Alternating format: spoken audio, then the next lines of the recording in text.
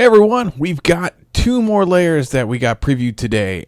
Both are artist series, and they look pretty great. Let's get into it.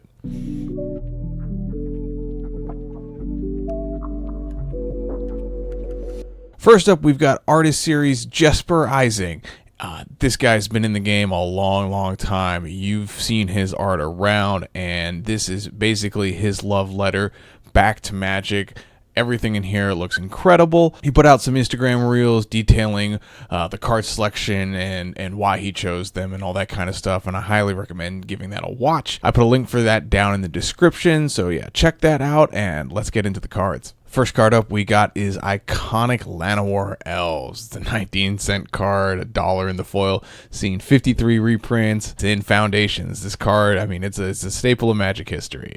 We last saw it two months ago, ranked 61 on EDH Rec. I think this art looks great. It's a new reimagining of the old 93 art. You know, I'm going to throw it up here, the old spooky, weird, scary Goggle Boy. Favorite of the old Lair Elves, so happy to see this art coming back in a new form. After that, we've got Breach's Eager Pillager. It's a 30-cent card, 60 cents in the foil, seen 3 reprints. Last saw it a little over a year ago, ranked 2804 on EDH Rec. I know I tried to make this happen in Standard. It did not.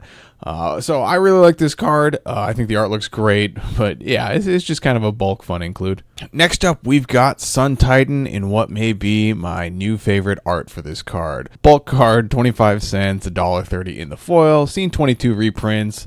Last saw it 2 months ago, ranked 220 on EDH Rec.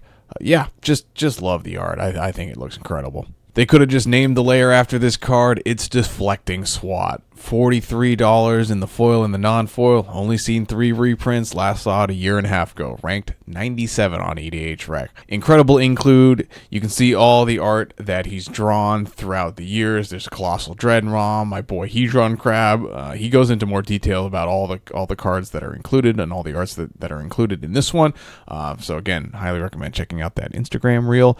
But this is just an awesome include. It kind of makes up for this layer only having 4 cards. And yeah, again, the art's just incredible. We do know the bonus card. It's a sketch of the Lair Elf, which is solid. I mean, it could have been a Reclamation Sage or something crappy. So at least we get another in the art. With Lair Elves being in Standard, you can play 4 of them and flex on all your opponents as you play cool Secret Lair Lair Elves. So looking at the layer stats, we've got, well, I mean, the prices are basically the same because the price is just Deflecting Swat. Everything else here is pretty much bulk.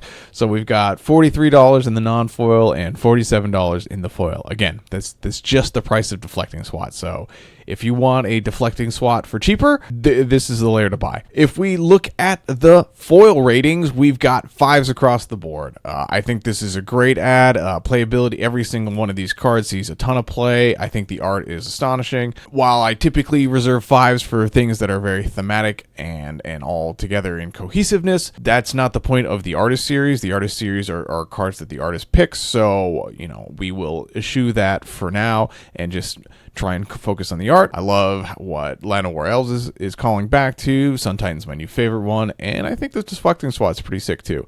So all in all, I think this is a great layer, and yeah, I gave it 5s across the board. Non-foil rating is the same with 5s across the board. So looking at the total score for the Jesper Ejsing Artist Series layer, we've got a 4.4. I know it's got 5s across the board, but there's a little more granularity in the playability, just trust me.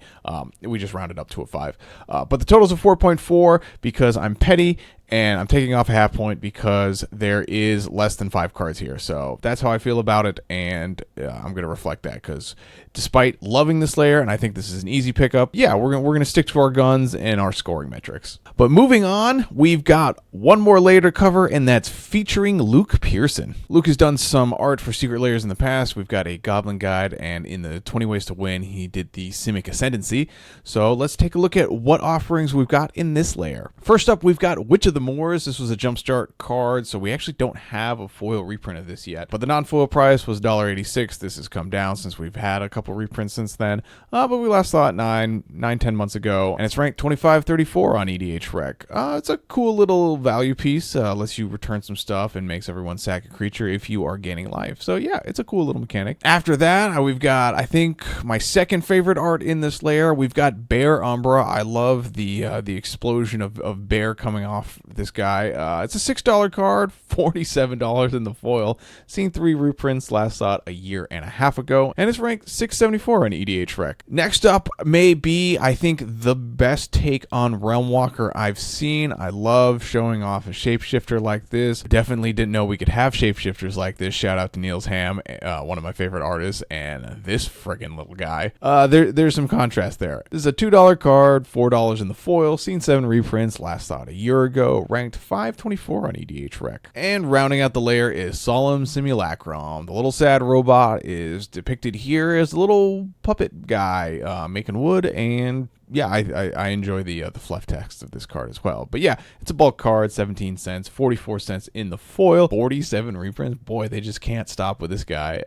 Last reprinted 3 months ago, ranked 35 on EDH Rec. So looking at the layer stats, this one's pretty rough when it comes to the financials. So we've got a $9 in the non-foils and a 51 in the foil. Yeah, it's even worse somehow than the Lorwyn lands in terms of financials. That's brutal. But I think all of these cards look great and they are playable, and we'll see that in the ratings. So looking at the ratings, we've got a 5 here for the foil rating. This is heavily asterisk because of the Bear Umbra. That's a huge scarcity foil.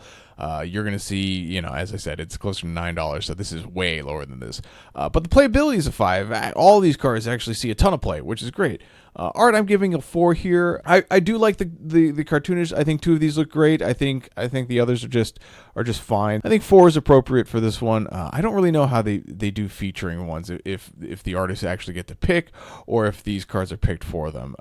It's kind of unclear. When we go to the non-foils, we've got a 1 in the financial. Yeah, it's pretty brutal. These cards aren't worth a lot, unfortunately, but I do think they look great. I'm personally on the fence about snagging this one, just because I don't run all these cards except for Solemn, and I already have like a few Secret Lair Solemns that I love playing. I may snag it just as a gift because I have a buddy that runs both Bear Umbra and Realmwalker, and if he's not going to get it, I think he will like this one because, yeah, these arts are pretty cool. Totals for featuring Luke Pearson. We've got a 3.6 in the foil and a 2.8 in the non-foil. We're losing a whole point here because of the scarcity foil playing, and it's less than 5 cards.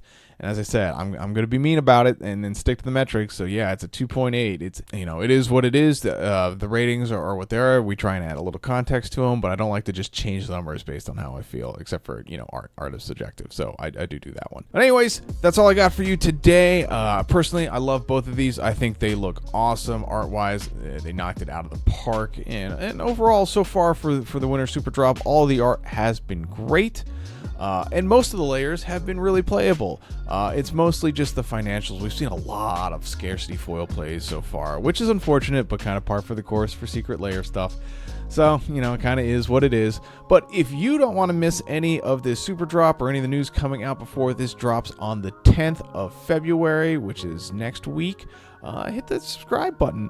It's a cool little button. Usually, in the last couple videos, I said something quippy about hitting the subscribe button, but I'm not today, and you can't make me. I'll see you guys in the next one. Bye.